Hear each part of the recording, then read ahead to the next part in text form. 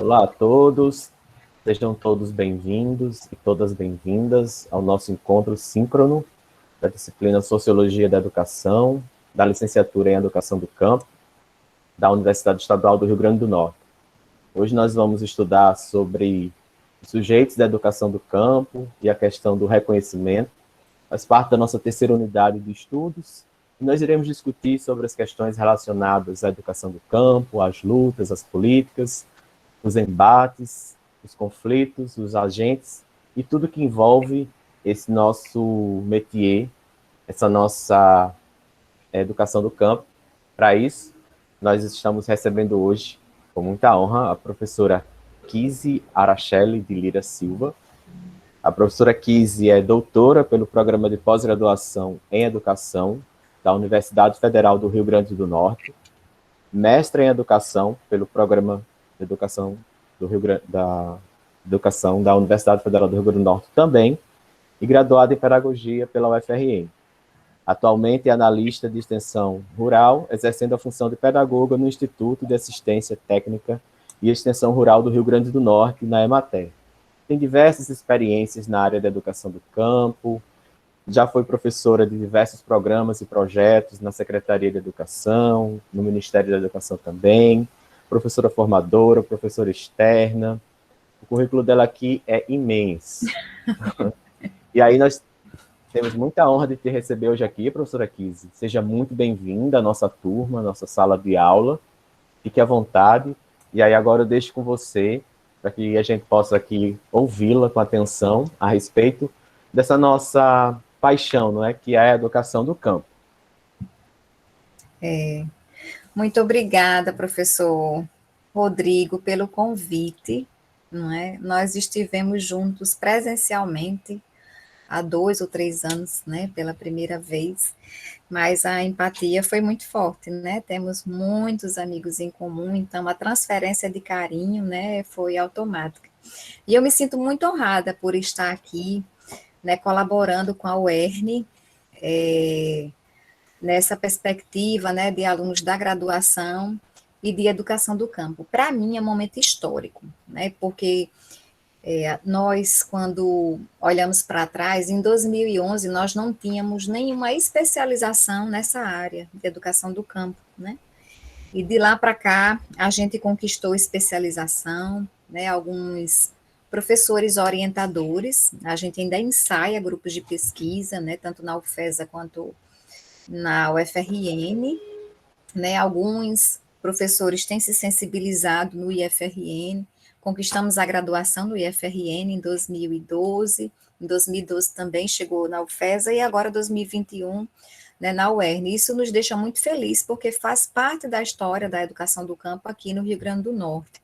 Conseguimos já cursos de aperfeiçoamento, cursos de especialização e historicamente, a gente vê, né, que é uma demanda, né, que existe já há muitos anos, mas que tinha sido, assim, pouco percebida ou encarada como uma ação política, né, dos sujeitos, não político-partidária, mas política desses sujeitos que estão no campo.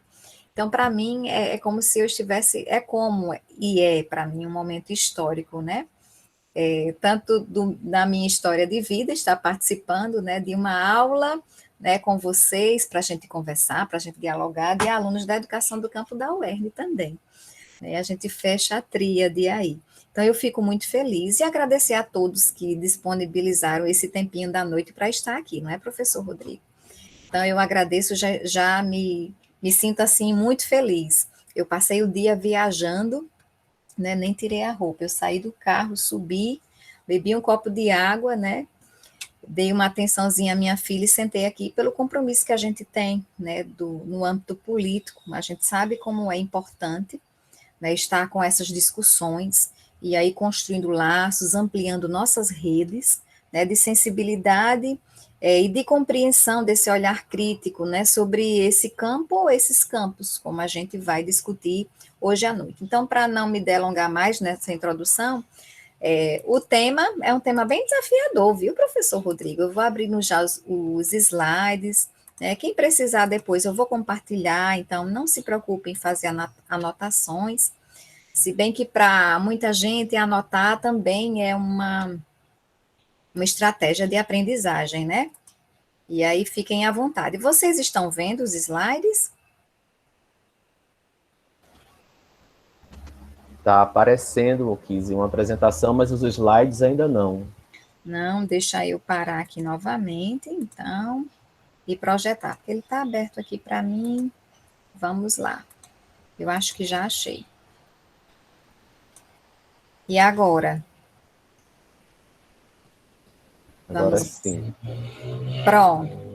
Tá na apresentação 100% ou tá minimizada? Está 100%. Pronto. Essa é a capa, né, desse encontro de hoje. Parabéns, professor Rodrigo, pelo esmero, pelo carinho, pelo cuidado, viu? Adorei. Muito merecido, professora Kizzy. Então, o tema da nossa conversa, do nosso diálogo de hoje é educação do campo, agentes, desafios e perspectivas. E aí eu trago, né, não tem como não, falar em educação do campo, né, sem trazer o girassol, que é o símbolo, né, desde o do encontro nacional, do primeiro encontro nacional de educadores da reforma agrária, em 1998, que foi instituído, né, o girassol como símbolo, né, pelo movimento dos trabalhadores, né, da reforma agrária, o girassol como símbolo aí da educação do campo.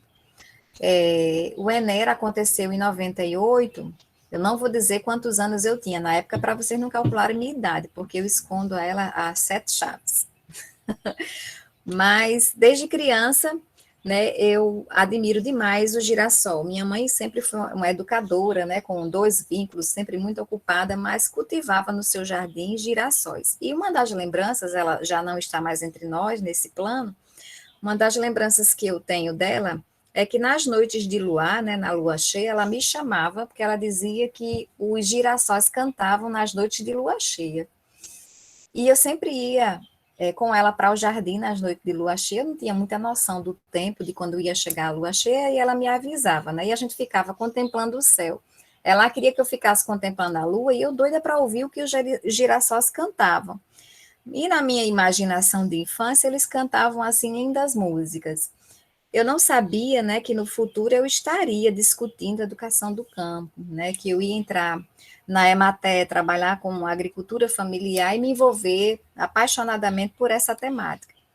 Mas o girassol, então, me acompanha, né, e para quem me conhece de perto sabe que é uma marca, né, pessoal, e ela virou, assim, um símbolo também, né, do meu marco político.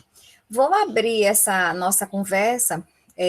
Nós temos algumas canções que elas viraram uma espécie de hino, né, para o movimento da educação do campo. Essa vocês já devem ter ouvido falar, eu trago ela até na minha tese também, né, quando eu discuto, né, sobre o campo da educação do campo, e é uma música linda, né, do compositor do MST, Gilvan Santos, que ele diz: não vou sair do campo para poder ir para a escola. Educação do campo e no campo, né, direito e não esmola. Então, para começar, né, com essa letra dessa canção maravilhosa, que tem mais 2 estrofes, né, bastante pertinentes para discutir a educação do campo. Então, Kelly já foi participante de uma formação continuada para professores de educação do campo, e ela vê que no nosso momento de mística, né, Kelly, nós sempre começamos com uma música, né? E de vez em quando sai essa porque ela é feito chiclete, é mais fácil de memorizar assim mais rápido, né? Então é uma música que tem bastante simbolismo para a nossa educação do campo e é muito cantada nos nossos encontros aqui no estado, tá certo? A temática de hoje ela tem 3 sessões, né? Pelo desafio me proposto, falar sobre esses agentes da educação do campo, os desafios e as perspectivas. É claro que essas 2 sessões, elas não se esgotam, né, num momento como esse, é uma roda de diálogo, mas é para a gente refletir a partir dos elementos que a gente vai ver, né, agora nessa roda aqui, né, nesse ciclo de diálogo. E aí, uma questão que logo nos vem, né? Nós falamos da educação do campo, e aí vocês estão no primeiro semestre, né, da licenciatura, né, em educação do campo, no curso de educação do campo, né, já devem ter discutido, lido, né, sobre isso, mas eu trago aqui para a gente pensar. E aí, quando eu recebi esse tema, fiquei imaginando o que o professor Rodrigo, né, os seus pares, pensaram quando colocaram esse tema, né, quando colocou agentes, né, o que queria tratar. E aí eu pensei, será? Pensando na dimensão do nosso pequeno estado, né, mas para nós, devido à diversidade, é tão grandioso. E eu imagino que nessa sala hoje tenha pessoas de vários locais do nosso estado, né? Aqui são os nossos territórios, norte rio-grandenses, nós temos aí o Sertão Central, o Mato Grande, a região metropolitana de Natal, o Agreste Litoral Sul, essa região metropolitana, juntando com a Agreste Litoral Sul, hoje se denomina Terras Potiguares, né? Porque temos uma grande concentração de populações indígenas. Temos o Trairi, o Potengi, o Seridó, o Alto Oeste, o Sertão do Apudi e, né, o território Açu-Mossoró, que é esse eixo comercial bastante importante para o nosso estado. Então, falar sobre a educação do campo e pensar sobre esses agentes é pensar, né, no primeiro instante, sobre essa diversidade num estado tão pequeno como o nosso, mas tão diverso. Né? E aí uma pergunta que a gente encontra a partir desses agentes é o que há no campo? O que há nesses campos do Rio Grande do Norte?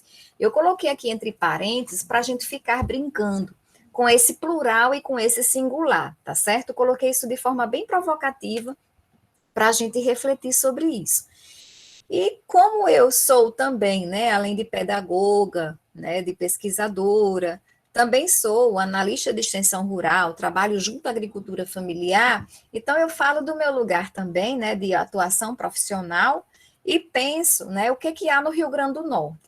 Então, o que há no Rio Grande do Norte? Né? O que há nesse campo do Rio Grande do Norte? Então, nós temos, todo mundo sabe, né, nós temos as nossas lavouras, né, temporárias ou permanentes, é muito comum, né? E aí, Rodrigo, eu vou fazer uma viagem aqui de Natal, onde eu estou, até Riachuelo, a gente vai vendo aquela agricultura que a gente chama de vazante, né? Que são aquelas áreas, né, dos pequenos riachos, né, das pequenas concentrações de água, e aí os agricultores aproveitam para plantar. A gente agora está entrando numa época que a gente chama de seca verde, porque não chove, né, o suficiente para encher nossos mananciais, né, os nossos aguaceiros, nossos açudes. Agora não chove mais assim em grande quantidade, mas molha e aí a vegetação fica se renovando.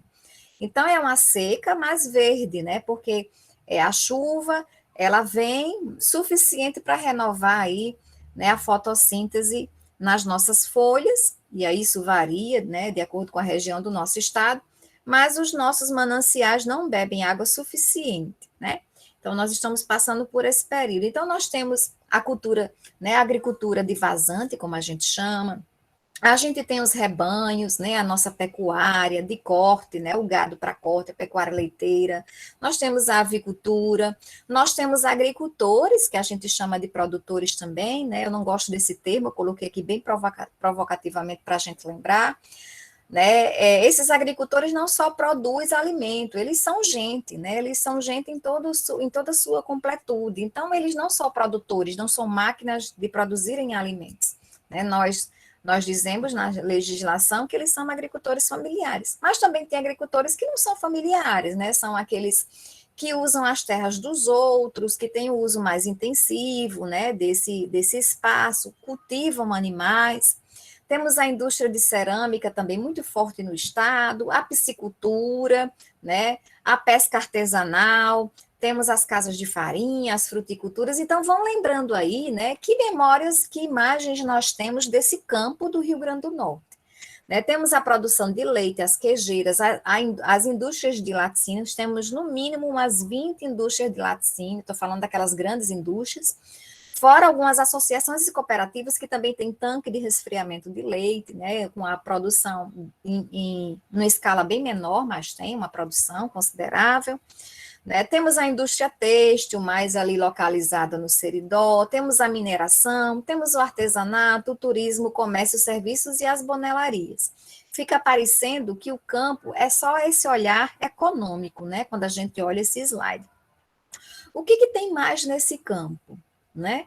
Tem a dimensão também político-institucional, né? Há que se lembrar que os conselhos municipais, eles exercem uma influência, devem exercer uma influência, né, muito forte na gestão pública dos municípios. E é aí que o movimento sindical acha brecha, não é? É justamente na constituição desses conselhos municipais.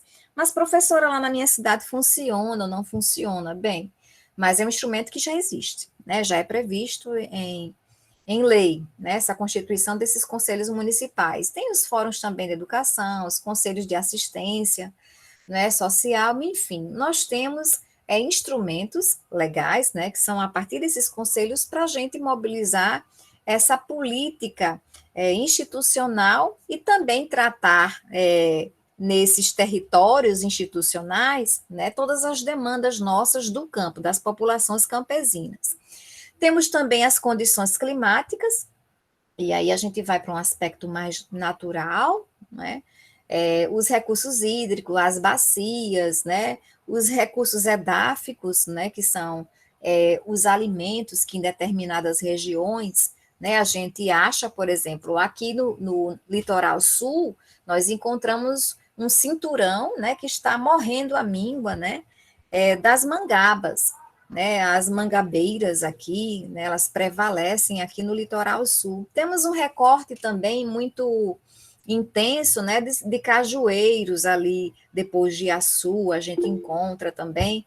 Então, são esses recursos. Temos alguns problemas da desertificação, do uso de agrotóxicos. Então, isso também, essa dimensão natural, ela emerge e a gente vê com mais veemência, com mais vigor, nesses campos ou nesse campo. E, acima de tudo, e aí eu coloquei bem provocativamente nessa fase aqui da apresentação, temos também gente, não é? No primeiro slide, nós vimos uma dimensão econômica do campo, que às vezes é a única dimensão enxergada, né? Pelas pessoas que não estão no campo, né? Mas no campo tem aposentados, tem os agricultores, tem os extrativistas, tem pescadores artesanais, tem os assentados da reforma agrária nos assentamentos e tem os projetos de assentamento, tem os acampados da reforma agrária, né? Quem anda pelas BRs aqui do nosso estado já vê de vez em quando assim, né, um acampamento. Temos populações, né, quilombolas, indígenas, operários da construção civil. Hoje nós vemos muito, né, oferta de serviços, oficina, salão de beleza, oficina de carro, de moto. Nós vemos também, né, pequenos comércios. Então, tudo isso existe no campo. E aí eu fico perguntando para você agora, qual é a imagem que você tem do campo? O que é o campo para você? Né? A partir disso que a gente discutiu aqui. O que é que tem no campo que você conhece? Né? Uma questão para a gente pensar, tá certo? Mas eu vou avançando aqui e falando também dos desafios. Nós temos essa diversidade enorme nesse campo, né? E estar aqui no curso de educação do campo nos instiga a pensar que desafio é esse, que esse território ou esse lugar, né? E aí vai da maneira como você o concebe, que relação você tem com o campo, de onde veio, de onde surgiu a sua família. Nós encontramos, né, entre nós, vários tipos de relação com o campo. Né? Há pessoas que seus antepassados vieram do campo, né? Há pessoas que ainda moram em comunidades rurais. Tem pessoas que são totalmente urbanas, mas pelo destino profissional atuam numa escola do campo, ou já atuou. Né? Tem gente que vai para o campo nos finais de semana, porque a família tem uma granja e nos finais de semana o campo é como lazer. Né? E já tem gente que mora em assentamento, né, que os pais, os avós já foram acampados da reforma agrária, receberam lote, ainda estão pleiteando o título da terra. Né? Então, assim, nós encontramos entre nós, norte-riograndenses, infinitas relações com esses campos ou com o campo. E isso traz desafios quando a gente para pensar na perspectiva da educação. Aí eu trouxe uma citação de Foster, né, no seu livro Marxismo e Ecologia, né, quando eu vi a palavra desafios, né, me veio logo essa citação, essa obra, eu recomendo, né, a leitura, ela é muito pertinente e fala um pouco dos elementos que a gente está discutindo aqui, e aí ele diz, pela primeira vez na história humana, nossa espécie enfrenta uma alarmante escolha existencial. Podemos continuar no caminho usual dos negócios e arriscar uma catastrófica mudança do sistema Terra, ou podemos trilhar, né, o caminho transformador do sistema social que vise, né, o desenvolvimento humano igualitário em coevolução com os parâmetros vitais da Terra. Né, nós discutimos muito sobre esses impactos, né, do estilo de vida da humanidade, né, no planeta, a partir agora, né, da pandemia. Né, como uso, como modo de vida, nós estávamos no automático, de repente todos nós tivemos que parar e ficar trancados em casa. Isso não foi uma questão brasileira, foi no mundo todo, e isso nos faz pensar na perspectiva global, né, na perspectiva planetária, né, que temos um desafio enorme, temos escolhas a fazer, né, e que isso vai refletir lá na nossa prática pedagógica, ok? E aí, para eu não ficar sempre insistindo no singular e no plural, né, eu trago a pergunta aqui para vocês, de que campo estamos falando? Para a gente não achar que a gente está partindo de um consenso aqui. Há várias concepções de campo, do que seja campo, a partir da relação que o sujeito tem, né, com o que seja esse campo. Por isso que eu coloquei anteriormente, né, sobre as múltiplas relações que estabelecemos com esse campo, que eu, né, resumidamente, sintetizei aqui para vocês do campo do Rio Grande do Norte. Na perspectiva mais política, ideológica, na perspectiva mais epistemológica, né, não fenomenológica, não da sensibilidade, da subjetividade, ou das impressões que temos a partir da nossa existência, nossa vivência, nós temos um campo conceitual, né, que ele oferece para nós elementos para a gente pensar que campo é esse que estamos falando. Principalmente aqui também no nosso estado, né, nós temos o agronegócio muito forte, né, no nosso estado, e temos o campesinato. É interessante como esses dois campos eles se degladiam, né, na história da educação do campo desde os seus primórdios. São dois modelos totalmente contraditórios. Eu vou discutir um pouco mais, né, sobre essas divergências desses dois modelos. Mas é para a gente pensar, né, você, né, percebe qual campo, tá certo? O agronegócio, que é essa paisagem aqui, né, mecanizada, que traz para nós uma impressão de modernidade, e aquele campo do campesinato, que a gente tem mais gente, né, uma produção mais variada de alimentos, temos pessoas de várias gerações, né? É claro que o tamanho dessa propriedade é bem menor que essa primeira do agronegócio. Então, de que campo estamos falando?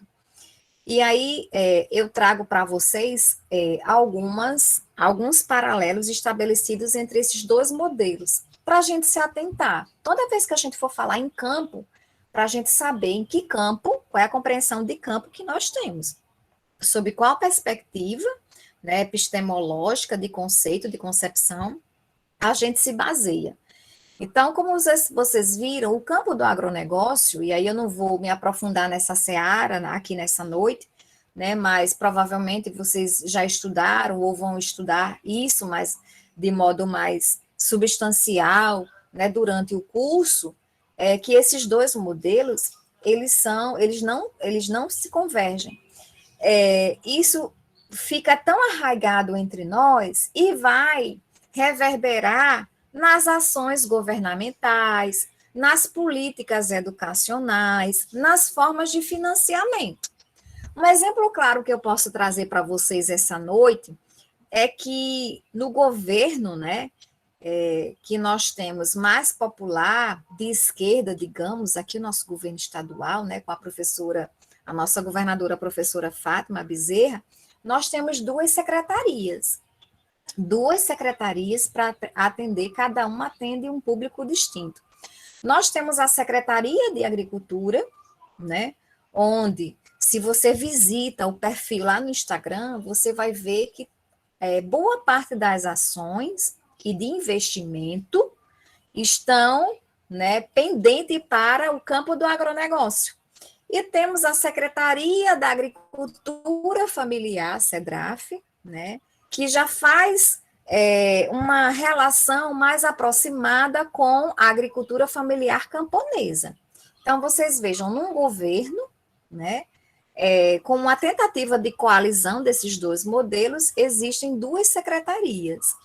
Quem olha de fora, né, pensa assim, eu não entendo, o Rio Grande do Norte é um estado tão pequeno e com duas secretarias que fazem o mesmo papel. Não é, porque o plano de ação delas é bem distinto, né? O plano de ação de cada uma delas é bem diferente. Então, eu trouxe essa ilustração para vocês imaginarem, né, como é que esses dois campos, eles se chocam, né? No campo do agronegócio, nós temos a monocultura, então, aqui no estado, nós temos os grandes exportadores de banana, de melão, ali no Vale do Açu, né? Temos aqui a pesca semi-industrial, digamos assim, né? Que é aquela agricultura exportadora. Nós fizemos uma aliança histórica com o governo chinês, né? Para nós vendermos o nosso melão, o nosso mamão, né, e outros produtos que o mercado chinês tem abraçado. Então, inclusive, nas ações, nos eventos, para a consolidação dessa aliança, dessa pactuação comercial, não aparecia ninguém da SEDRAF, né, da Secretaria da Agricultura Familiar. Sempre aparece, né, os atores da Secretaria de Agricultura e Pesca. Então, vamos lá. No agronegócio também a paisagem é homogênea, simplificada, a monocultura, obviamente, né? Quem vai daqui de Natal a João Pessoa, a gente vê aquele cinturão, não é? Que vai engolindo a paisagem natural, as florestas aqui da cana-de-açúcar, né? Que é uma das culturas mais antigas que temos aqui no nosso estado. Então, a gente vê, parece que não tem fim, aquela plantação de cana-de-açúcar. Né? A produção para exportação, não é para o consumo nosso, inclusive o que não passa pelo crivo, né, pelo filtro, né, dos mercados consumidores externos, é o rejeito, né, que a gente chama, é o que fica aqui, né? O melão, que tem um alto índice de acidez, né, durante a medição da aferição, é o que fica para o mercado interno, né? E os produtos de melhor qualidade são os que são exportados. Isso não é uma característica só daqui, obviamente, né? Mas a agricultura exportadora se comporta assim. O cultivo e criação, onde predominam as espécies exóticas, nós dizemos aqui, no caso, né?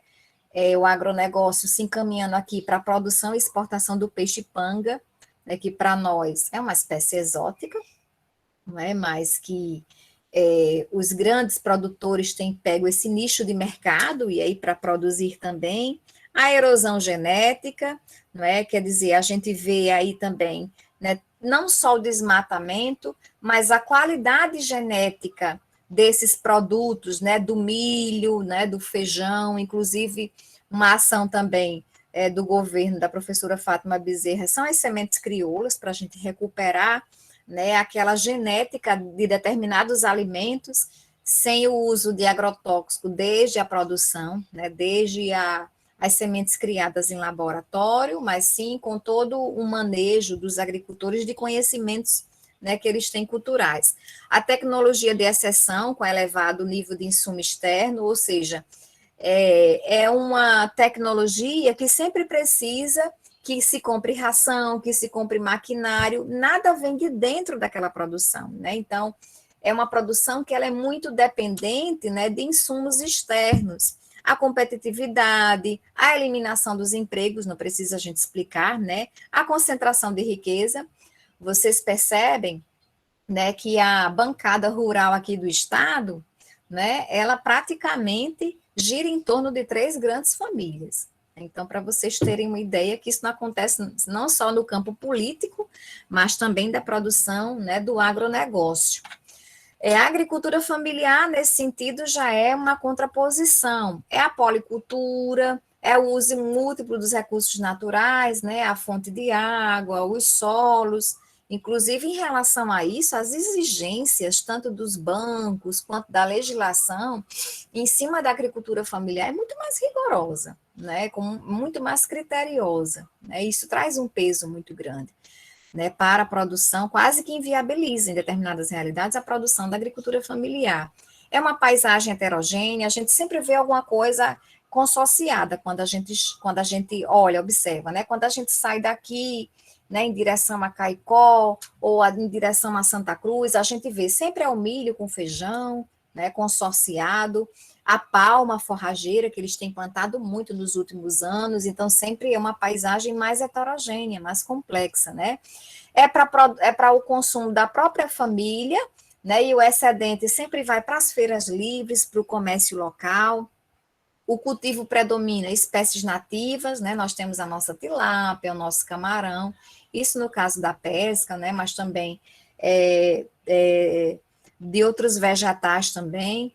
Há uma preocupação maior, mas isso não é lei, não é regra, porque nós temos práticas muito tradicionais na agricultura familiar que vai seguindo na sucessão rural e tem algumas características que a gente não consegue, né, que eles se desvencilhem em relação ao cultivo, né, como a queima, que ainda é reflexo de uma cultura bastante rudimentar, mas que é muito usado ainda com frequência, mesmo, né, que a gente já tem avançado muito nessa discussão e nessa compreensão. A tecnologia apropriada, mas ela é mais tímida, obviamente, do que no agronegócio. Mas hoje a gente já tem um índice tecnológico de produção bem mais ampliado do que anteriormente. Né? Para a gente não achar que na agricultura familiar também não tem tecnologia, tem sim, né? É uma tecnologia que a gente ainda chama de tecnologia adaptada, mas tem. Tem o trabalho familiar, né, onde todos os familiares são envolvidos naquela produção, principalmente relacionadas ao gado, né? Porque o gado ele exige um trabalho que quase que 24 horas. E só uma pessoa da família não dá conta. Se aquela família quiser sobreviver, né? Ou do corte ou do leite, né? Ou da venda do leite. Então, é um trabalho que exige realmente o envolvimento, né, de mais membros da família ou pessoas próximas. Tem uma democratização das riquezas, né? A gente não vê um enriquecimento, o que a gente vê uma manutenção, não é? Mas isso não é regra. De repente, se essas pessoas, né, formam um grupo como associação e cooperativa, tem sim força para crescer. Eu acho que depois vocês vão falar, ou já ouviram falar da rede Chique Chique, depois eu posso voltar e mostrar para vocês alguns coletivos aqui no Rio Grande do Norte, pela agricultura familiar camponesa, que conseguiram crescer, né, ampliar aí sua produção. O agronegócio, ele provoca o êxodo, né? É um campo com pouca gente, é um trabalho assalariado, e mais ou menos, né? Porque quando a gente vê a cultura da cana-de-açúcar, os cortadores de cana só são contratados por determinado período. E agora, com o afrouxamento das leis trabalhistas, esses trabalhos têm sido mais precarizados, né? É o paradigma da educação do campo como uma educação rural, a educação como compensatória, como uma política realmente, né, para os pobres do campo, para os camponeses, não há uma preocupação com essa qualidade, como educação para a emancipação, como a ementa da disciplina diz, né? E há uma perda da diversidade cultural. Na agricultura familiar, nós temos a permanência, a resistência na terra, né? A migração urbano-rural ou rural-urbano, a gente vê o movimento migratório, mas ainda há, né, aquela ligação com a terra, né, uma resistência da terra. É um campo com muita gente, com casa, com escola, com tudo aquilo que a gente já mencionou. É um campo que a gente vê a dimensão do trabalho familiar, né, e também traz para a gente um outro paradigma, que é a educação do campo, essa educação para a emancipação. Há uma riqueza cultural diversificada, nós vemos muitos movimentos de expressão cultural, festas, danças, músicas, poesias. O Mato Grosso, né, é o maior produtor brasileiro de milho e não comemora as festas juninas. Já pensou? Né? E aqui no Nordeste, por mais que não sejamos o maior produtor de milho do Brasil, né, mas nós temos as nossas festas que nós celebramos a fertilidade, né, enfim, né, e as nossas crenças religiosas também que estão envolvidas nas festas juninas. Nilma Lino Gomes discutindo, nós estamos falando sobre desafios, não é isso? Nilma Lino Gomes, né, quando ela discute o currículo na perspectiva intercultural, ela vai dizer, então, que um dos desafios é descolonizar esses currículos e que a formação de professores, né, é uma mudança estrutural, conceitual, epistemológica e política. Então, nós estamos aqui numa noite de 5 de agosto, né, em plena quinta-feira, às 19h45, né, falando sobre a educação do campo, é pensar sobre esses campos. Que campos deve se basear a nossa prática pedagógica? É o campo do agronegócio, né, ou é o campo da agricultura familiar camponesa? Né, falar sobre isso e esmiuçando todos esses elementos é uma forma de descolonizar os currículos. Mas que forma esses currículos estão colonizados? E aí eu tenho uma experiência desse ano, né, estar trabalhando numa rede municipal como coordenadora pedagógica, e onde eu estou, nós temos 14 escolas do campo. E agora eu tenho me deparado com um grande conflito, né? Costumeiramente, nós professores recebemos aqueles projetos, né, que as secretarias municipais de educação, né, elegem como um tema norteador, né, para que as escolas trabalhem durante todo o ano. E aí a gente pensou, né, a gente conversou no momento formativo com os professores, fizemos o seguinte movimento: que temas eles, né, e aí a gente sabe que estamos em fase de implementação do currículo, né, baseado na BNCC, o documento curricular do Estado e tal. Que temas os professores achavam pertinentes, e aí da rede toda, da educação infantil até o Fundamental 2, né, achavam que deveriam trabalhar. E conversando nas formações de professores, né, foi votado, eleito por eles o tema da identidade do município. Então, nós formulamos um período, uma frase, coletivamente, com esses professores em formação e colocamos. Eu digo, pronto. O tema para a pesquisa, né, durante o ano 2021 vai ser esse tema. Sim, professor, e cadê o projeto? E cadê o projeto? Aí eu percebi, né, sobre o que é currículo, como eles concebem o que é currículo. E aí eu fui colocar que são 14 escolas, né, tem 2 escolas, né, que são de comunidades, que estão localizadas em comunidades quilombolas. Eu tenho mais 3 escolas que são de assentamento. Tem mais uma escola que faz divisa com outro município, então aquela comunidade tem mais característica do outro município circunvizinho do que com o município da sede, né? E aí, apesar de ser um município pequenininho, só são 14 unidades escolares, mas cada escola está situada num contexto diverso. E aí essa autonomia é dada, que para cada grupo escolar, né, orientador pedagógico, grupo de professores e gestor, né, pudesse ela dentro daquele tema geral de pesquisa. Olha, mas isso tem dado um nó muito grande, mas tem sido muito gostoso, prazeroso, porque pela primeira vez esses professores estão se sentindo assim construtores, né, de uma proposta de tema de pesquisa, e a gente foi trabalhar a diferença entre projeto pedagógico e tema de pesquisa, numa atitude mais investigativa, e aí a gente tem gasto muita energia, né, é um investimento, não é gasto, para a gente conseguir elucidar a construção desse tema de pesquisa dentro das escolas e cada escola, né, junto ao seu alunado. Então, é uma forma, né, desses alunos, já que a temática maior é a identidade, desses sujeitos se verem, né, no dia a dia dessa escola. Então, esse é um movimento que para nós parece simples, né, e temos aqui a professora Kelly, que participou de um movimento como esse, no processo formativo, onde cada professor elegeria um tema a ser pesquisado junto com seus alunos, é o currículo que emerge dos próprios sujeitos que estão construindo, pensando e fazendo esse currículo. Não é aquele currículo formatado, dado e pronto. Isso não quer dizer que os professores estão deixando de trabalhar, né, as unidades temáticas, né, as habilidades e as competências. Mas como inserir nessa realidade contextual dentro desse currículo que, ao mesmo tempo, está sendo posto, né, em implementação. Então, discutir sobre isso, né, evoca uma mudança estrutural, conceitual, epistemológica e política. Né? Falamos sobre, encerrando um pouco aqui essa sessão dos desafios, né? Nós já falamos dos agentes e agora os desafios, para a gente entrar nas perspectivas, a gente ainda elucida aqui de forma mais geral, né, esses 3 desafios. Há que se pensar, quando a gente discute a educação do campo, nesse vínculo com a luta de classe. Não há como falar, né, de modelo de agronegócio e de campesinato sem tocar, né, na temática da luta de classe. Né? São projetos de vida e de sociedade totalmente distintos, como a gente viu aqui, né? E que dificilmente eles convivem.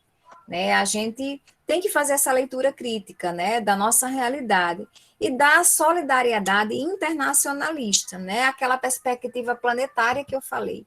Então, a educação do campo vai estar ligado, sim, né, ela tem esse forte vínculo com a luta de classes.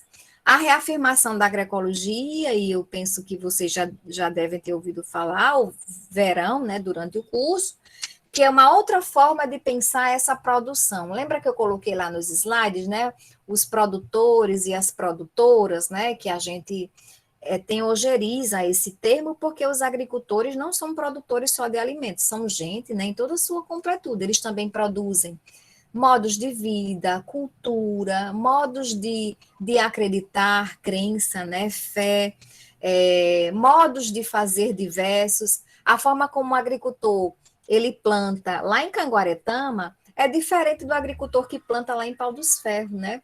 São outros ritos, né? São outras estratégias, né? Para garantir a riqueza genética daquele alimento ou daquele cultivo, né? No âmbito da pecuária, enfim, são modos diversos de fazer. Né? Então, a reafirmar a agroecologia como esse campo de produção que respeita esse ecossistema é pensar uma proposta contra-hegemônica, né, para esse modelo que temos aí de uma agricultura, né, que só mata. E aí vocês lembram bem da citação que eu trouxe, né, no início dessa sessão dos desafios. A preocupação com temas cadentes em nosso cotidiano, por que não pensar também, né, para além da luta de classes, né, todos os outros temas que atravessam essa luta de classes, quais sejam gênero, né, racismo, cultura, educação, saúde, e outros temas que a gente vê, né, de forma tão efervescente nos nossos dias atuais. Então, discutir bullying na educação do campo, discutir questões de gênero, né, questões de racismo, violência doméstica. Nós terminamos agora no mês de junho, né, o nosso ciclo do Busca Ativa, encontramos diversas realidades, né, nas casas dos nossos alunos, né, violência doméstica, violência sexual, né, ficamos assim estarrecidos com o que encontramos nas nossas visitas. Então, por que não discutir também sobre isso na educação do campo? Né? Esses são os nossos desafios. Então, já falamos sobre os agentes, né, já falamos sobre esses desafios que chega a arrepia, né? Que a gente fica se sentindo pequenininho, às vezes, diante dessas questões. Agora vamos pensar assim no horizonte mais largo, né? O que temos para nós a partir desses últimos anos? E aí nós temos, partindo, né, da amplitude nacional, nós temos o Ministério da Educação, que não tem mais a SECAD, né, ou a SECADI, que era a secretaria, né, onde estava alocado todo o investimento, projeto, financiamento para a educação do campo. Então, a SECAD não existe mais. Inclusive, perdemos muito fôlego do ponto de vista político, né, de um projeto político para a educação do campo, quando da digamos assim, eliminação desse sonho, né? Então, hoje, no MEC não há mais, né, esse lugar, território, né, institucional para a gente pensar a educação do campo. Nós temos algumas ações, né? O Pronacampo, que foi nosso grande guarda-chuva, foi um dos maiores projetos políticos, né, de investimento para a educação do campo, instituído na época do ministro Aloysio Mercadante, se perdeu, se diluiu, né, que era o grande guarda-chuva, né, onde a gente tinha o PNLD da educação do campo, nós tínhamos investimento para construção de escolas modelos, e aqui o Rio Grande do Norte recebeu muitas escolas modelo, né, da educação do campo.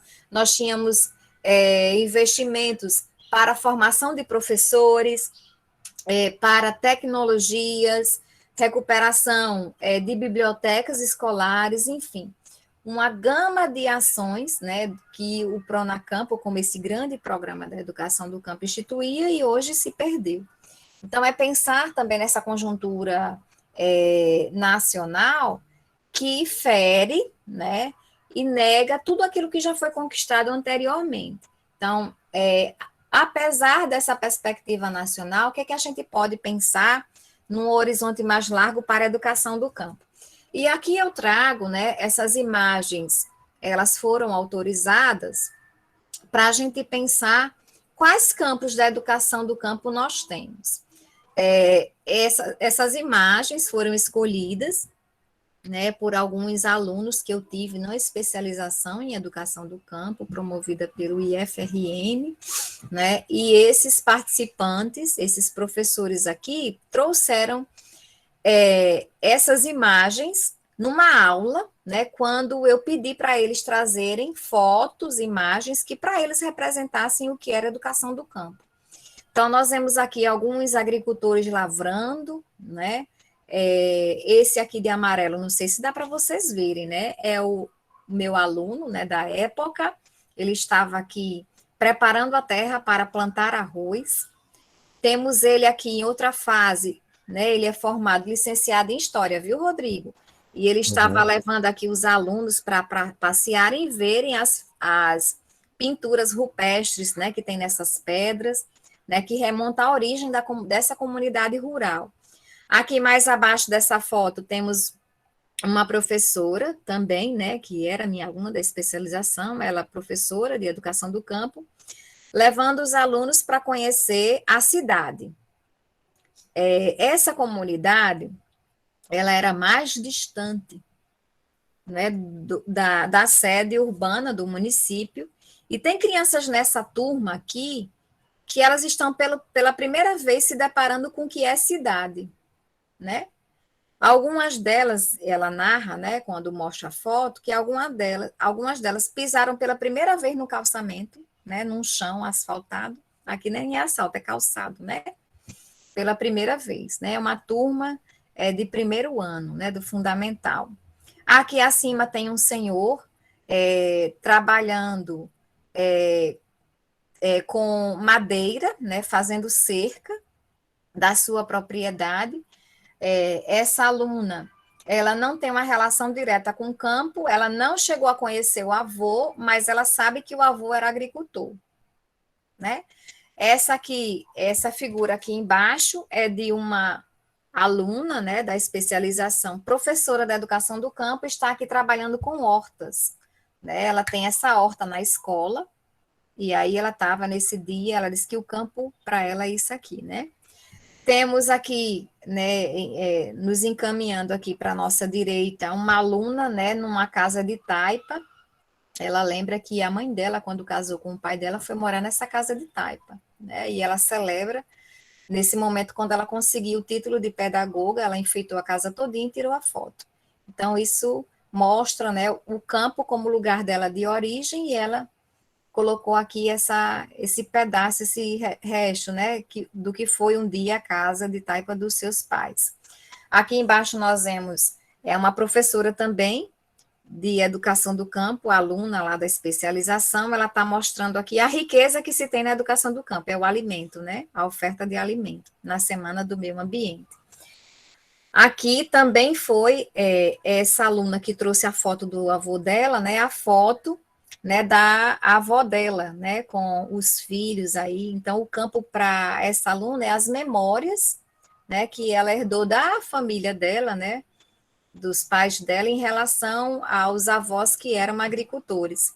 E aqui embaixo, a nossa última, né, uma aluna que ela se formando também em pedagogia, e o pai dela e a mãe dela são assentados da reforma agrária, eles moram no assentamento. Então, o campo para ela é esse lugar de conquista, de superação. Então, para a gente ver que esses diversos campos estão ligados muito às nossas vivências, mas é preciso que a gente alargue, né, essa compreensão do que é campo para pensar agora nas perspectivas. Essa gravura aqui, para mim, ela tem também um simbolismo afetivo, né, porque é um aluno da EJA, né, de uma escola de assentamento, e numa aula, né, dos Saberes da Terra, não sei se alguém trabalhou aqui no ProJovem Saberes da Terra, eu pedi para que eles desenhassem, né, como é que eles viam a comunidade deles. E aí Silvio, né, que o ano passado se formou em agroecologia pelo IFRN Panguaçu, ele desenhou aqui o seu assentamento, eu achei fantástico, e essa gravura está na capa da minha tese, né? O campo aqui para ele é tudo isso, não é só alimento, né, é gente. É o campo das ausências, a escola do campo ele representou aqui, né, com um prédio bem precário, pessoas, animais, vida, é moto, não é? É a galinha, é a religião, é o sindicato, as cisternas, né, o cultivo aqui do algodão, o artesanato. Então, né, da turma, da produção da turma, foi, né, o desenho que eu achei assim, que me impactou, né? No campo tem o carro, por que não ter o carro, né, também? Que a gente acha que campo, né, para quem tem uma imagem bem pitoresca, né, o campo não tem carro, tem só no máximo um cavalo e um jumento. Aqui, né, diferente da figura de Silvio, né, realizada, né, elaborada, criada, né, por um artista plástico, que eu vou mostrar já já a vocês, ele denuncia, né, o conflito entre o capitalismo agrário e a questão agrária, né, o capitalismo voltado para o modelo do agronegócio e a questão agrária, né, que está mais ligado ao paradigma camponês. E aqui a gente pode ver, né, a produção de alimentos do campo sendo engolido pela grande máquina, a agricultura exportadora, e expulsando pessoas, né, temos aqui também, né, pescadores artesanais, bastante marginalizados, né, no âmbito periférico da propriedade, né, os aviões, e esses alimentos da agroindústria exportadora, né, levando o alimento para fora e deixando muita gente faminta, carente, né, nesse campo. Essa imagem, ela foi feita pelo filipino, né, Frederic Boy Domingues. Ele, inclusive, tem uma galeria agora em Nova York, né, onde ele expõe todas as suas obras.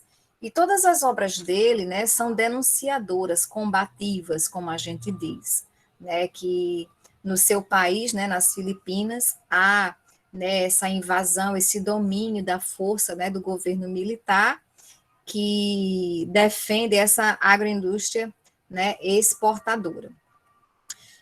Como perspectiva, né, para a educação do campo, né, já que é a nossa terceira e última sessão, nós temos que pensar a educação do campo nessas 4 dimensões, né?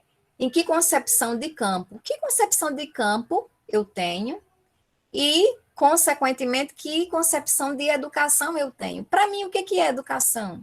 Né? A permanência do status quo? Educação para emancipação, que Paulo Freire fala, né, muito, né, sobre emancipação, né? Há que se pensar na emancipação desse sujeito, mas como, né? A educação do campo como um projeto de sociedade. Então, nós vimos que há um conflito entre vários projetos de sociedade, né? E aqui a gente colocou 2, eminentemente, mas há que se pensar, né, para qual projeto, né, nós trabalhamos as nossas ações diárias, né, elas promovem qual projeto societário, E a educação do campo, a forma como concebemos a educação e percebemos esse campo, ela vai incidir diretamente nas nossas práticas pedagógicas. Eu cito um exemplo agora, né, com muita tristeza, muito lamento, na época em que eu estava escrevendo, pesquisando para a dissertação de mestrado, eu fui pesquisar uma escola do campo. E eu passei 6 meses investigando a prática pedagógica de 4 professoras. Eram as 4 professoras que tinha na escola, né, do campo, eram essas 4 professoras. E 4 professoras com origens distintas. E tem uma, né, que me chamou a atenção, né, a partir dessa perspectiva que eu vou falar agora. Ela era originária de Brasília, né, estava se divorciando e veio morar em Natal, enfim, né, ela era de Brasília, brasiliense, professora de cerca de 40 anos, veio, se divorciou, no processo de divórcio veio morar em Natal. Foi quando surgiu um concurso, ela é pedagoga, né, surgiu um concurso para determinada prefeitura, ela passou. Ela não passou nas primeiras colocadas, então a vaga que surgiu para ela foi nessa determinada escola, né, do campo. E ela foi ensinar lá com muita revolta, porque era longe e tal.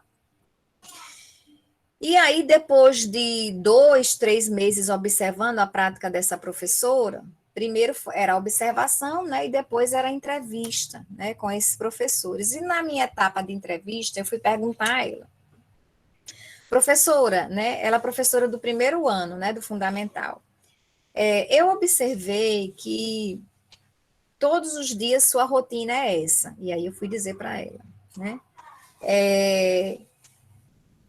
E você passou esses 2 meses, né, apresentando às crianças, né, aos seus alunos, o alfabeto.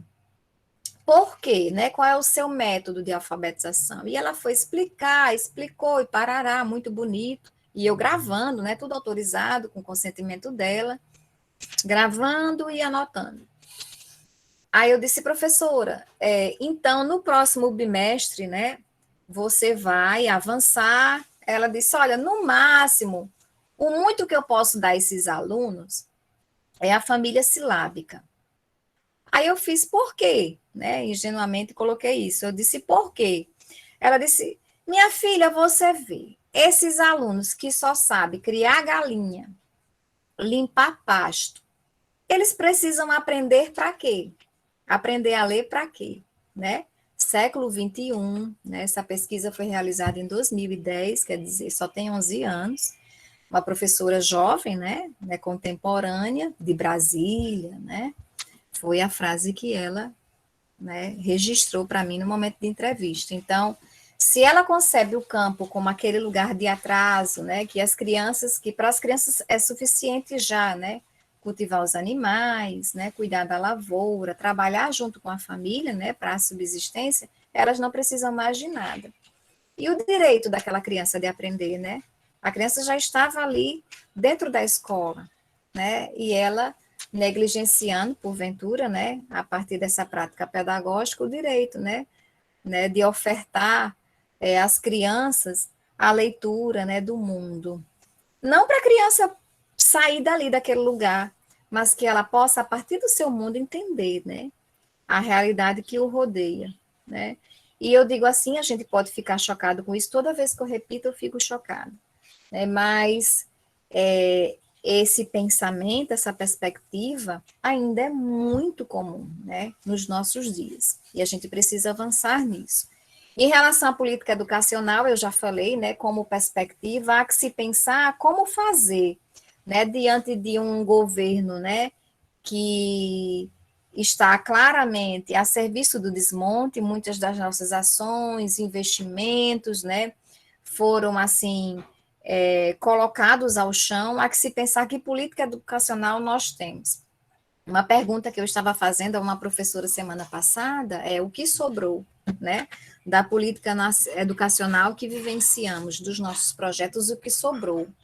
E aí, quando eu encontro, né, Kelly, eu encontro outros professores que participaram de momentos anteriores, né, dessa boa fase, né, de investimento da política educacional para a educação do campo, eu fico feliz, porque nós semeamos, né, e eu penso que daqui para frente a gente vai colher bons frutos. Nosso trabalho não foi em vão.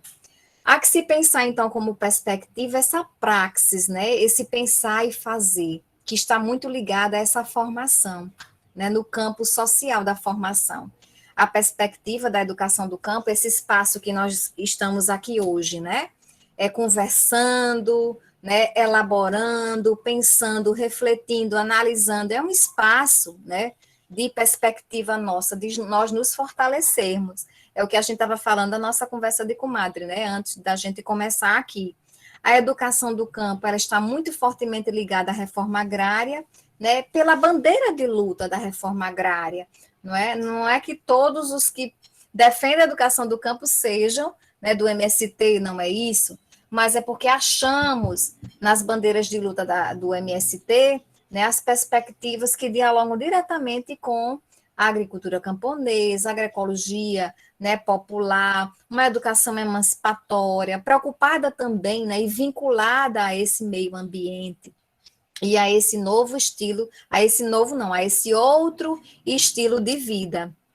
O campo, então, né? O próprio campo e todos esses elementos que eu coloquei como eixo articulador do currículo, né? Nós não podemos pensar no PROALI, né, no PNLD, que agora nós estamos em fase de escolha dos livros, nós não podemos pensar na implementação do documento curricular do Rio Grande do Norte, nós não podemos pensar na constituição dos conselhos escolares, no monitoramento do PA, sem a gente pensar, né, desvinculado desse campo, se esse campo existe, se essas escolas do campo estão lá, né, nesses vários campos, nesses campos diversos que a gente falou.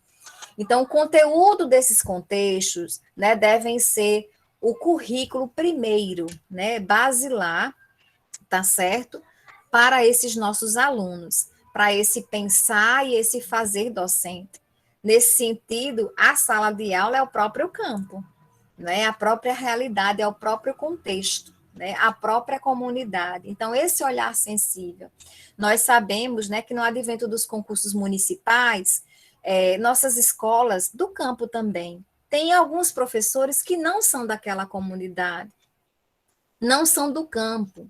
Não ser do campo, ter origem do campo, não significa ser descompromissado ética e politicamente com esse campo, com esse contexto, né? Eu posso não ter nascido do campo, nunca ter morado nesse campo, mas uma vez eu estando, né, atuando profissionalmente numa escola do campo, eu devo ser ética e politicamente comprometida com aquele contexto, seja no campo, seja na favela, seja no morro, né, seja na comunidade indígena, né, para qualquer contexto que seja.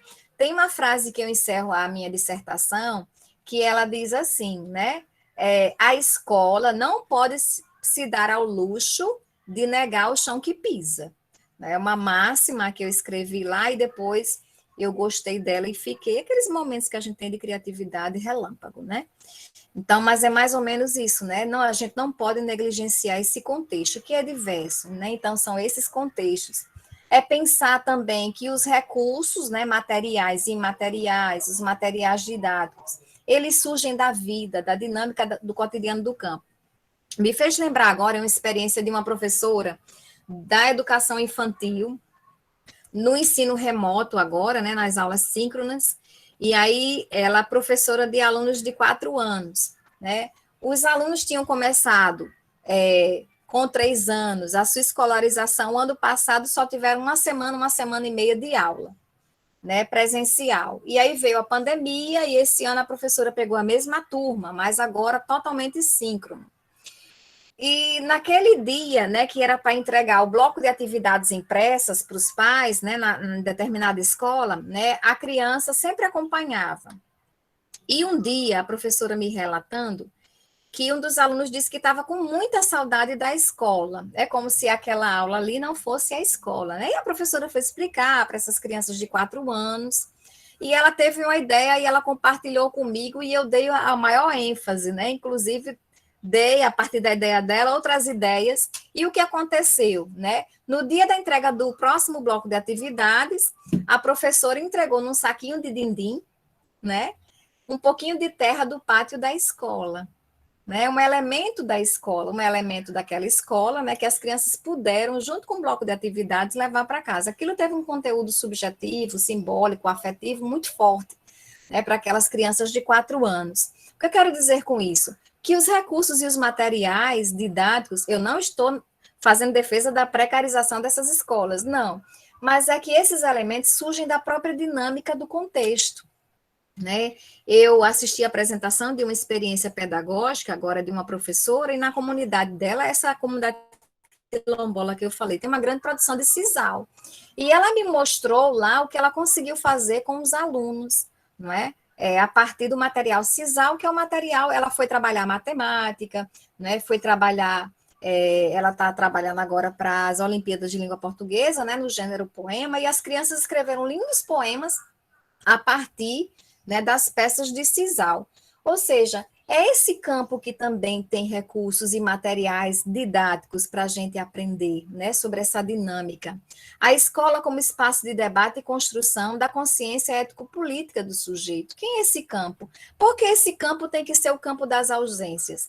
Porque aquela escola do campo é a escola que falta tudo, né? É a escola que não tem quase nada, que não tem merenda, que não tem tem um teto caindo, que não tem ar-condicionado, é a escola do que não tem. Por que a escola do campo tem que ser assim, né? O projeto didático como espaço de tensão entre aprendizagem significativa e a grade curricular. Foi aquilo que eu falei sobre o currículo, né? Quando eu estava citando a professora Nilma Lino Gomes, né? Sobre desvencilhar-se dessas grades curriculares e recriar esse currículo. É possível, sim, não é fácil. Isso a gente não aprende de uma hora para outra, né? É na experiência, é no estudo. Então, assim, já vou completando 1 hora da minha fala, né? Estou me sentindo aqui sozinha. Já já a gente vai para o debate. Né? Para não encerrar, eu não poderia deixar, né, de trazer esse poema, né, de Alberto Caeiro, que é o nosso um codinome, né, de Fernando Pessoa. Eu comecei com Girassol e termino com ele, que ele diz assim, ó: o meu olhar é nítido como um girassol. O meu olhar é nítido como um girassol. Tenho o costume de andar pelas estradas, olhando para a direita, olhando para a esquerda, e de vez em quando olhando para trás. E o que vejo a cada movimento é aquilo que eu nunca tinha visto. Eu sei dar por isso muito bem. Quantas vezes a gente já olhou para esse campo e não percebeu que nesse campo existe tudo isso que a gente acabou de falar, né? Quantos elementos dessa discussão de hoje não estavam naturalizados no nosso olhar e agora a gente vai olhar, né, com outra perspectiva, digamos assim, né, para esse campo, né, que é tão nosso, que é tão perto de nós. Sei ter o pasmo comigo. Quem tem uma criança, se ao nascer reparasse que nascera, deveras. Sinto-me nascido a cada momento, para a eterna novidade do mundo. Cada vez que a gente faz uma descoberta, uma nova percepção, a gente renasce, de acordo com Fernando Pessoa, né, escondido como o Alberto Caeiro. Eu vou encerrar aqui nessa apresentação e a gente continua, né, eu fico aqui na dispensação do professor Rodrigo, viu, professor?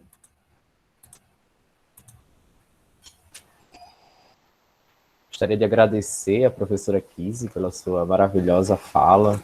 A gente passaria aqui a noite toda, professora, lhe escutando, suas experiências, essa discussão muito rica em relação a que campo é esse, não é? E aí, assim, a sua fala, ela superou muitas nossas expectativas, porque você traz muitos elementos para muito debate, né? É muita informação, e é muita coisa que a gente fica pensando.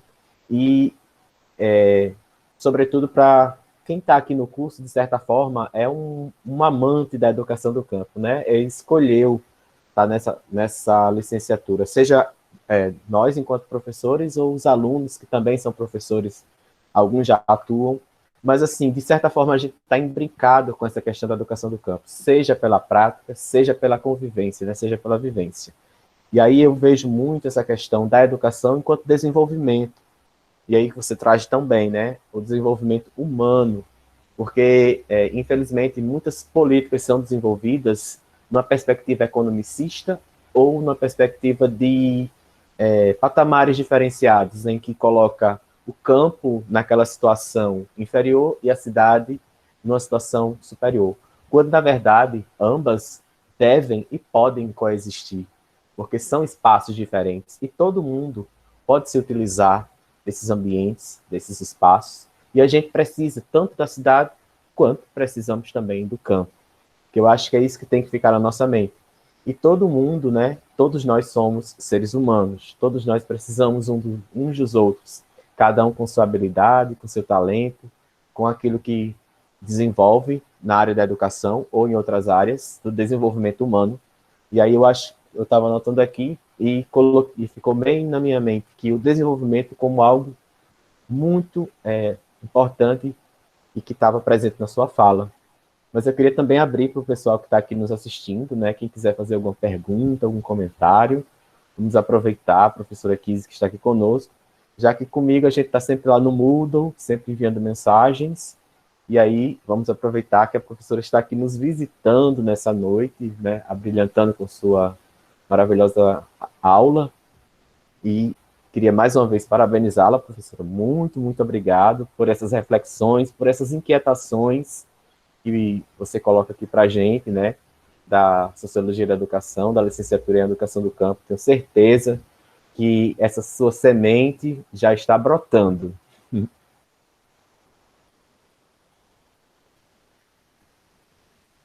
Só que estava comentando, né, no nosso chat, mas podem abrir o microfone, pessoal. Alguma dúvida, alguma pergunta? Podem ficar à vontade.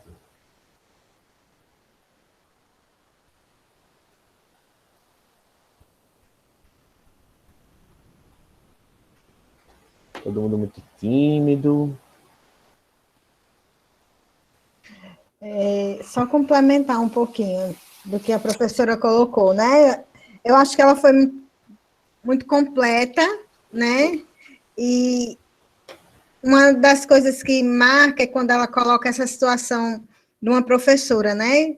E a gente vem aquela historinha do qualquer coisa serve na educação do campo. Isso é muito forte, muito forte. Eu vejo isso visivelmente. Eu vivi uma experiência um pouco parecida quando eu me preocupava com a educação do campo, com o que fazer, e olhavam para mim e diziam, seu problema é porque você quer ensinar como você ensina seus filhos, e lá na escola ninguém vai detalhar isso, não. Eu disse, sim, eu quero até que seja melhor, né? E não é pelo fato de ser no campo, por ter essa cultura, achar que eles vão aceitar qualquer coisa, é isso. E nosso papel de chegar a essas famílias para mostrar que eles são importantes é fundamental, é muito fundamental, que eles devem lutar por melhorias, que eles devem buscar, isso é primordial. E essas formações que, infelizmente, por conta desses investimentos, elas deram essa parada, foi muito importante, e hoje eu vejo muitos avanços já consigo contemplar pais mais participativos. Às vezes eu até costumo dizer, já querem urbanizar o campo. E não é, né? Continuar com a característica, só com seus direitos preservados. E entendendo que ali é lugar, sim, de viver bem, né? Com qualidade de vida. Assegurar, né, os direitos que a educação campesina tem, o direito à educação, o direito ao lazer, e cuidar desse meio ambiente, né? E aí eu estava me lembrando aqui da apresentação do Kise, e realmente existem muitas discussões, né, dentro do próprio campo, né, essa questão do agronegócio, né, com a questão das comunidades mais tradicionais, a cultura de subsistência, e como também nós moramos praticamente aqui, porque o nosso estado do Rio Grande do Norte é praticamente campo, né, porque uma cidade, de acordo com o IBGE, ela tem que ter mais de 50 mil habitantes. As nossas cidades, elas têm 3 mil, 4 mil, 10 mil, 15 mil habitantes. Então, todos nos conhecemos, todos comungamos de diversas experiências e práticas. Nós temos essa vegetação que Kise estava colocando quando ela vem de Natal para Riachuelo, gente tem muito, é milho, é feijão, todo mundo planta, todo mundo gosta quando tem um inverno bom para plantar. A nossa cultura, né, da questão da alimentação, das festas tradicionais de São João, que a gente está sentindo tanta falta, a gente adora, e já há 2 anos tem a nossa festa junina. A festa junina que acontece também na escola é uma característica tão forte que ela é uma festa na cidade, né, no espaço da cidade, do município, como também é uma festa do espaço escolar. Então, assim, são coisas que a gente tem no nosso dia a dia e que essa educação no campo, do campo, ela precisa, né, ser cada dia assegurada, e que a gente precisa colocar isso realmente como uma política pública, como direito.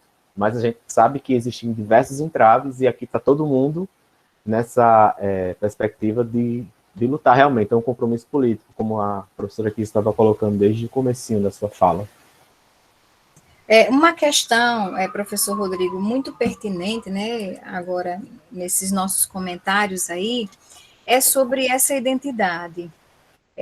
Se por um lado, e aí quando eu falo isso, eu não falo me retirando desses campos, né, que é uma questão que eu trago muito forte na tese, é que não devemos falar sobre esse campo, né, porque aí a gente vai falar na perspectiva do agronegócio, que é aquela paisagem homogênea, né, e reconhecendo essa diversidade, por isso que eu fiquei brincando entre plural e singular, mas provocativamente trouxe para vocês pensarem que são os diversos campos.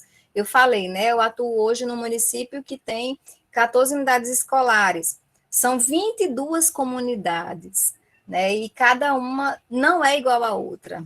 É no mesmo município, né, no território municipal, mas não é a mesma jurisdição, mas não é igual. Então, pensar também, primeiro, como nós vemos, e aí eu tentei fazer essa cutucada, né, na gente hoje, né, como é que nós percebemos esse campo, mas, sobretudo, como esses próprios sujeitos se enxergam, não é? Eu realizei um projeto, como projeto de extensão, quando eu estava atuando lá no IFRN de Canguaretama, né, que tem a LEDOC, e aí eu fiquei, assim, abismada, né, de como esses sujeitos agricultores, camponeses, da agricultura familiar, como eles se veem. E muitos desses olhares que eles têm sobre si é reprodução do olhar estigmatizado dos outros, não é? É o matuto, o atrasado, né? Principalmente os jovens. Há um movimento, e aí conversando com os outros colegas do IF, né, porque com essa expansão dos institutos, né, de 3 campi para 21, nós começamos a atender os alunos do campo. Que bom, foi uma oportunidade. Quando a gente entra numa sala do IF, a gente cata os alunos que moram no perímetro urbano. Eu não gosto de chamar de zona, porque zona lembra bagunça, né? E outras cositas más. Eu não gosto desse termo de zona rural. Mas prefiro falar campo não só por nomenclatura, mas por essa concepção política. Mas, enfim, muitos alunos expressivamente vêm das comunidades rurais. E aí, uma vez, né, numa mesa, provoquei os professores do IF, vocês estão preparados para discutir a educação do campo, porque vocês estão lidando com sujeitos do campo. E muitas vezes esses alunos, eles omitem, né, o lugar onde moram, né? Eu moro em Pedro Velho. Aí eu, que trabalho na Ematec, eu rodo meio mundo. Aí eu, sim, você mora em qual comunidade de Pedro Velho? Ah, professora, você não conhece. Eu digo, fale pelo menos uma. Eu moro em Cacimba. Conheço demais. Tem aquele mata-burro, tem aquela árvore grande, tem aquele açude. Professora, você conhece? Ave Maria, ali é terra de passar ninguém. A professora já foi lá, estava perdida aonde? Quer dizer, olha como é que esses sujeitos se veem, né? Mas é muito mais reproduzindo os discursos dos outros. Isso a gente percebe muito. E a gente que trabalha com agricultura familiar, nos últimos 5 anos, a gente tem debatido, tem feito ações, pesquisa, extensão, investimento, né, relacionado à sucessão rural. Porque não é só uma questão de falta de membros dessa família. É porque, ultimamente, e imagine agora, né, com todo esse discurso de ódio aí nas redes, né, que a valorização, como o Kelly estava muito bem colocando no início, do campo como lugar de oportunidades, ele não está sendo enxergado por essa nova geração, né? porque a gente ouviu a vida inteira, e eu chego a me arrepio, porque eu estou falando numa reunião que a gente fez com jovens, numa associação, né, de jovens produtores de leite, olha que coisa mais linda, né, e ele disse assim, professora, porque disseram a gente que, desde pequeno, que o bom era a gente crescer para sair daqui. Então, assim, são vários discursos, né, de reprodução. Então, essas questões identitárias não passam só por nós que estamos agora na academia, cursando uma graduação, na universidade pública, tá certo? Com professores, assim, gabaritados, como o professor Rodrigo, né, temos essa chance, mas também é de um discurso que eles ouviram a vida toda e reproduzem isso na ação, não é?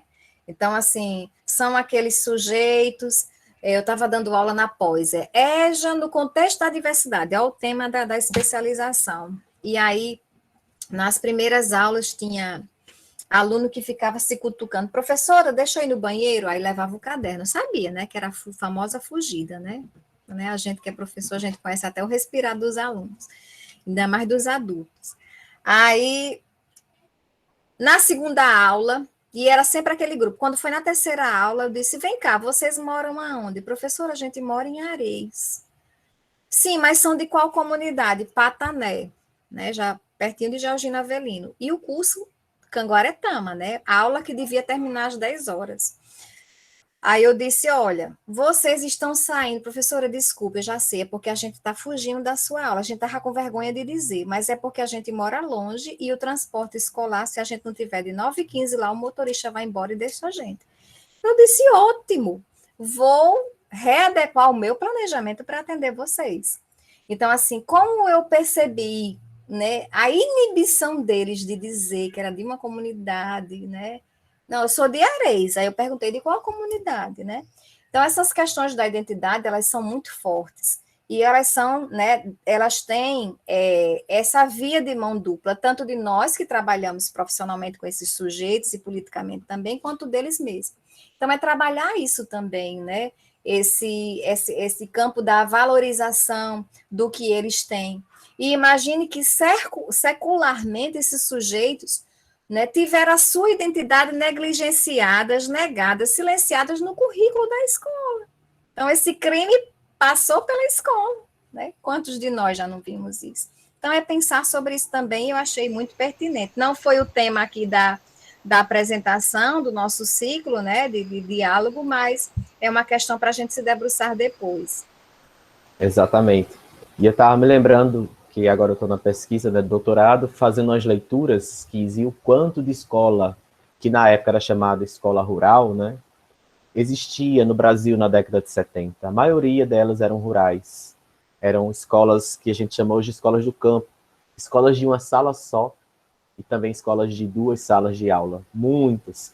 E aí eu estou fazendo uma discussão sobre os professores chamados professores leigos, né, que eram professores não diplomados, e a sua grande maioria também, que eram do campo, e aí veio a proposta do Logos 2, mas também uma outra discussão.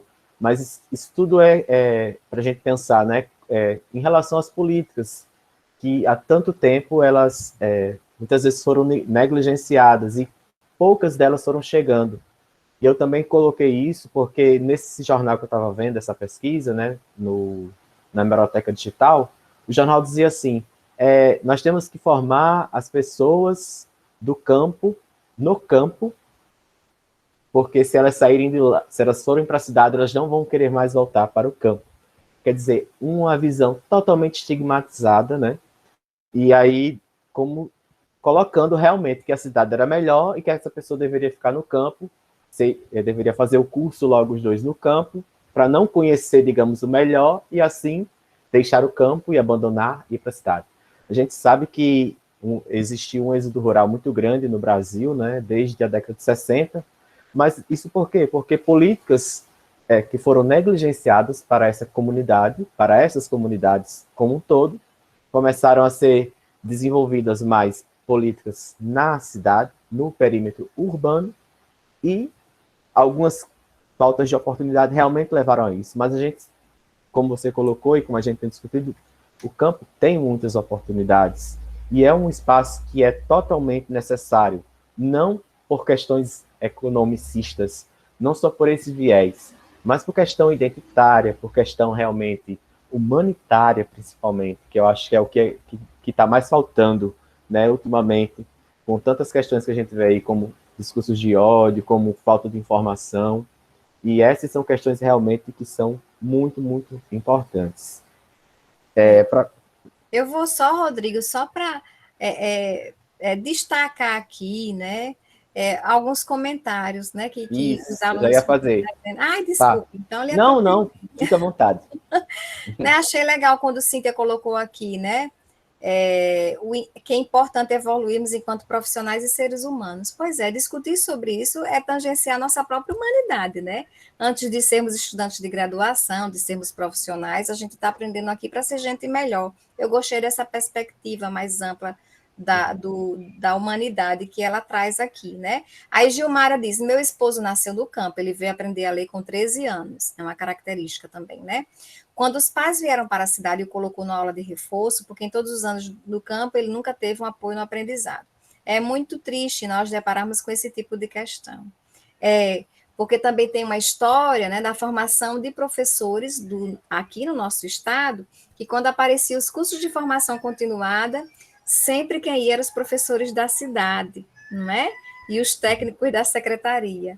Os professores da educação do campo, por N motivos, né, por falta de transporte, né, de tempo, né, de questões geográficas, nunca participavam de processos formativos, né, também, né, para a gente não dizer que é só culpa que o professor do campo é ruim.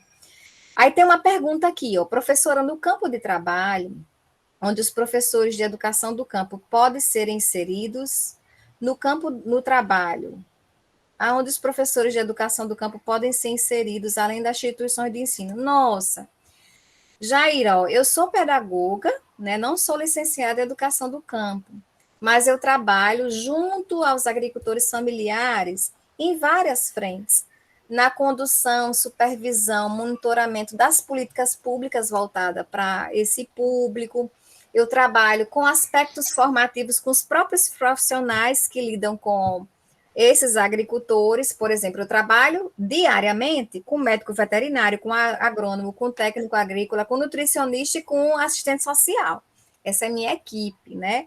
E quantas vezes eu fui formadora desses profissionais, trabalhando questões metodológicas, questões conceituais, né, permanentemente, né, nas nossas linhas de ação. Então, é um campo vasto, né? Você pode trabalhar fazendo assessoria pedagógica para associações, cooperativas, grupos formados, além de você ser também docente, né? Então, assim, são várias as possibilidades que você encontra, né, profissionalmente, sendo licenciado em educação do campo. Ok? Eu penso que era essa a pergunta que ela queria fazer, né?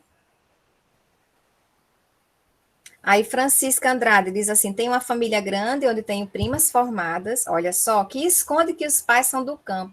E quando um primo do campo anda com ela, fala só o nome da cidade. Muito forte ainda atualmente, né? Essa questão do estereótipo. Mas isso é uma coisa assim que eu vejo que tem sido quebrada, né? Aos poucos. E assim, nós estamos aí para fazer isso também, né? Nós precisamos colocar essa questão de que não é a cidade desenvolvida e o campo atrasado. Não, são ambientes diferentes, são espaços diferentes, com características diferentes, que cada espaço como esse tem, né, as suas potencialidades e tem as suas, vou dizer assim, fragilidades. Exatamente. Mas que a gente, enquanto ser humano, transita em todos os espaços. E uma vez que há população camponesa, né, que há demanda, então essas pessoas precisam ter direito à saúde, direito à educação, direito a lazer, que é o que preza a Constituição, que tem sido rasgada ao longo de alguns últimos anos, mas ela ainda está em vigência, então nós, enquanto seres educadores, né, seres políticos, estamos aí para cobrar e para fazer acontecer, se bem que tem coisa que foge ao nosso controle, mas nós somos utópicos, né, no sentido de que não daquela utopia que é inatingível, mas daquela que a gente pode fazer alguma coisa, colocar aquele tijolinho, fazendo a nossa parte e fazendo desse lugar um mundo melhor.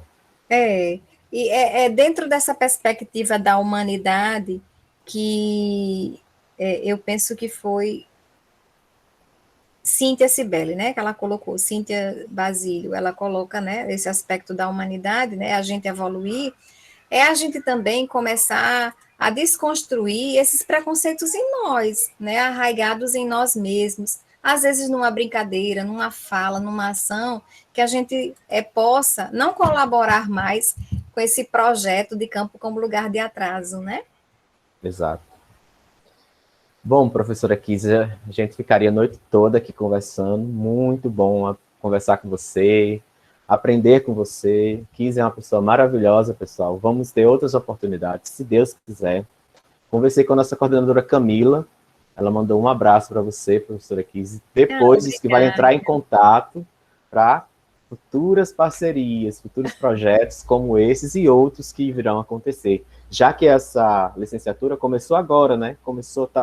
A gente vai encerrar o primeiro semestre entre agosto e setembro. Então, Sim. ainda tem mais 3 anos pela frente. E o curso também está chegando agora na UERN.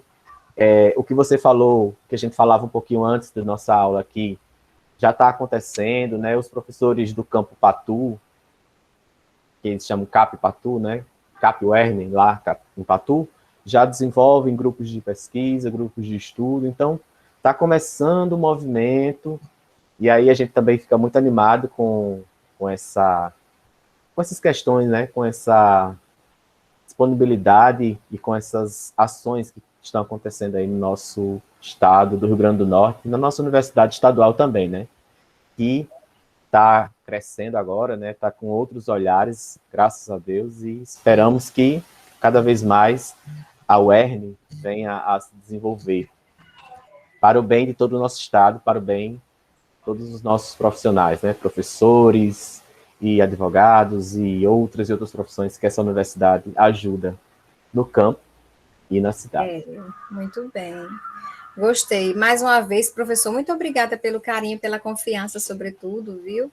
É uma responsabilidade, mas para mim foi um momento muito prazeroso, né? Uma noite muito agradável. Gente, muito obrigada. Eu me coloco à disposição, viu, da disciplina, do curso também, viu? Transmita meu abraço também à coordenadora. E é isso aí, tá certo? Quem precisar de meu contato, o professor Rodrigo pode disponibilizar. E assim que encerrar aqui, eu vou estar disponibilizando também a apresentação conforme prometido, tá bem? Maravilha, professora. Muito obrigado. Uma ótima noite para você, uma ótima noite para todo mundo que esteve aqui conosco. E é isso. A gente vai se despedindo por aqui e esperamos, numa próxima oportunidade, estar aqui falando mais sobre a educação do campo. Tchau, pessoal. Tchau, gente.